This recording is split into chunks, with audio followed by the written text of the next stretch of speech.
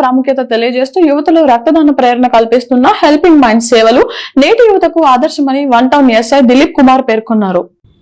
నేతాజీ సుభాష్ చంద్రబోస్ 129వ జయంతి సందర్భంగా helping minds ఆధ్వర్యంలో మదనపల్లి బెంగళూరు బస్టాండ్లో రక్తదాన శిబిరం నిర్వహించారు. నేతాజీ చిత్రపటానికి పూలమాలలు వేసి రక్తదాన శిబిరం ప్రారంభించారు. రక్తదాన శిబిరంలో 36 మంది రక్తదానం చేశారు. రక్తదాన శిబిరానికి ముఖ్య అతిథిగా విచ్చేసిన ఎస్ఐ దిలీప్ కుమార్ ను దుశాలువ కప్పి మెమెంటో పూలమొక్కతో సన్మానించిన హెల్పింగ్ మైండ్స్ బృందం.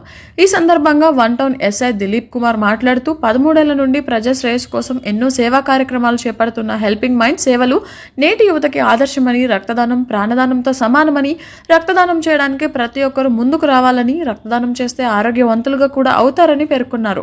హెల్పింగ్ మైండ్స్ వ్యవస్థాపకుడు అబూబకర్ సిద్దిక్ మాట్లాడుతూ నేతాజీ జయంతి సందర్భంగా రక్తదాన శిబిరం నిర్వహించడం చాలా ఆనందంగా ఉందని, రక్తదాన శిబిరంలో ఉత్సాహంగా ముందుకు వచ్చి రక్తదానం చేసిన ప్రతి ఒక్క రక్తదాతకు ధన్యవాదాలు తెలిపారు. భవిష్యత్తులో మరిన్ని సేవా కార్యక్రమాలు చేయడానికి తమ వంతు కృషి చేస్తామని పేర్కొన్నారు.